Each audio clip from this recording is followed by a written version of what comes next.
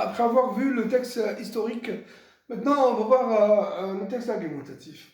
Donc c'est facile à faire la différence entre les deux types de textes. Pour le premier, le texte historique, donc généralement il s'intéresse, donc on a dit tout à l'heure, que de l'histoire nationale ou internationale. Entre autres, l'histoire nationale algérienne. Voilà. Euh, Tout ce que vous avez vu à l'histoire, tout ce que vous avez vu dans l'histoire géo, donc tous les événements historiques nationaux peuvent être un sujet de bac intéressant pour ce type de texte, le texte historique. Maintenant, le texte argumentatif, donc la visée maintenant, ça va être différente. Donc l'auteur dans un texte argumentatif vise à convaincre et persuader. Donc, pour convaincre et persuader, il va utiliser ce qu'on appelle des preuves appelées arguments. Chaque argument est illustré par un ou plusieurs exemples. Donc, généralement, c'est facile à repérer les arguments dans un texte. Donc, généralement, il se trouve juste après les articles logiques ou chronologiques. Voilà. Sinon, il existe plusieurs types de textes argumentatifs. Donc, soit l'auteur il est pour, donc il va montrer ce qu'on appelle les avantages du sujet, le thème du sujet ou bien le thème abordé.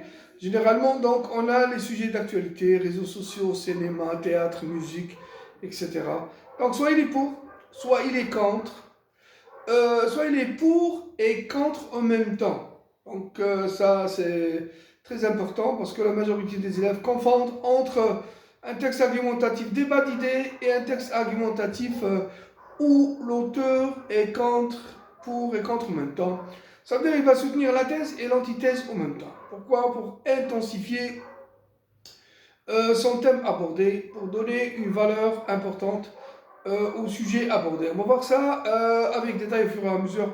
Alors, le dernier type de texte argumentatif, c'est le débat d'idées. Débat d'idées, débat d'idées entre deux personnes ou deux groupes. Donc, généralement, dans une chaîne de télé ou bien dans les chaînes YouTube, etc., réseaux sociaux, on a deux personnes. Une personne pour et une autre personne contre. Ou bien un groupe pour ou un autre groupe contre.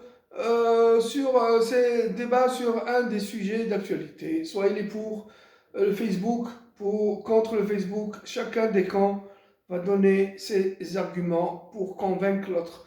Entre les deux, on a ce qu'on appelle le modérateur. Le modérateur, celui qui règle le débat. Généralement, dans les chaînes de télé ou bien les chaînes de YouTube, le modérateur, c'est bel et bien le journaliste.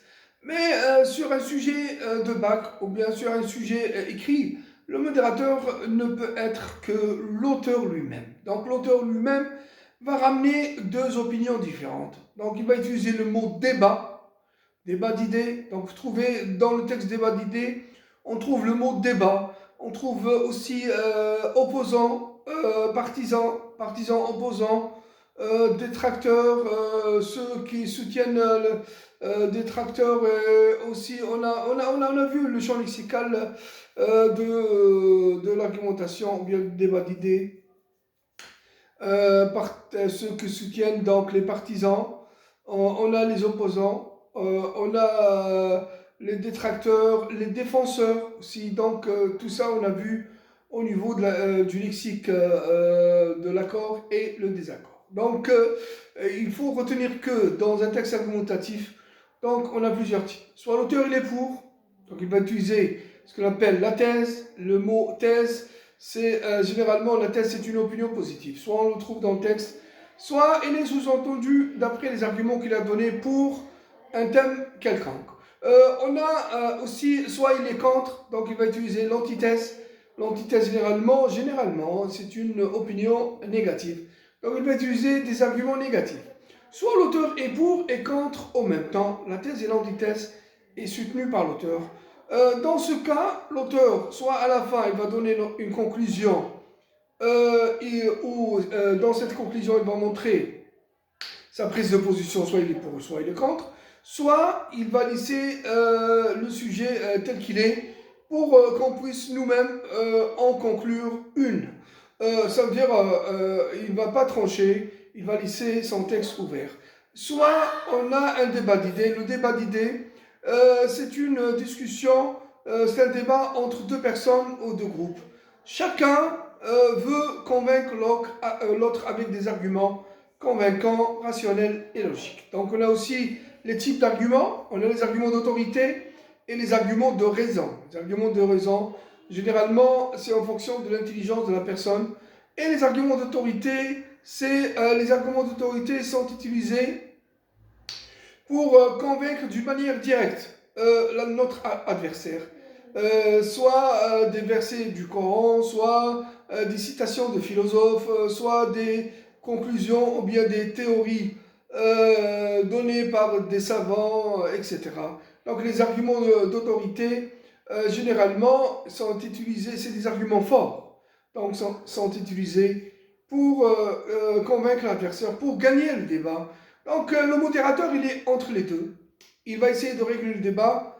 Le modérateur dans une chaîne de télé, c'est bel bien le journaliste. Par contre, sur un texte de bac ou bien un texte écrit sur le manuel, on a vu pas mal de textes, comme Hamid Sarraj. Le modérateur, c'était dans le texte de Hamid Sarraj. Le modérateur, c'est Hamid Sarraj, et il a essayé de régler le débat entre les fellahs et les agriculteurs qui voulaient faire la grève. Donc, il a utilisé la fameuse expression, donc il faut s'entendre, ou bien si on ne se tait pas, donc il a dit celui qui est à l'est ne peut pas entendre celui qui est à l'ouest. Donc c'est ça le modérateur. Donc dans un sujet de bac, ou bien le sujet écrit, le modérateur c'est bel bien l'auteur. Il va utiliser partisans, défenseurs, opposants, détracteurs, etc. Donc il va utiliser, ou bien il va le ramener l'opinion de chacun des groupes, ou bien de chacun de personnes qui sont, ou bien chacun de débatteurs. Donc on trouve dans un texte débat d'idées, sur un sujet de bac, le mot débat d'idées. On a partisan, on a défenseur, on a aussi des mots comme opposant, détracteur, etc. On a vu la question des OGM. On a étudié le texte, la question des OGM. Et on a vu aussi, faut-il dire ou ne pas dire la vérité aux malades. Ça, c'est pas un texte débat d'idées, mais c'est un texte, l'auteur, il est pour et contre en même temps. Donc, c'est un texte argumentatif normal. Sinon, on a aussi le texte argumentatif, soit il est pour, soit il est contre. Donc, dans la grammaire, on va utiliser, on a vu l'opposition à la concession, on a vu les antonymes et on a vu les procédés de style. On va l'expliquer au fur et à mesure. Dans un débat d'idées, chacun des camps, ou bien chaque groupe, chaque personne va utiliser des procédés pour convaincre l'adversaire. Donc on a l'ironie. L'ironie, c'est dire le contraire de ce qu'on pense. On a l'emphase et on a d'autres procédés de style. On va les expliquer au fur et à mesure. Donc le débat d'idées, ou bien le texte argumentatif, 4 types. Soit pour et contre, soit un débat d'idées.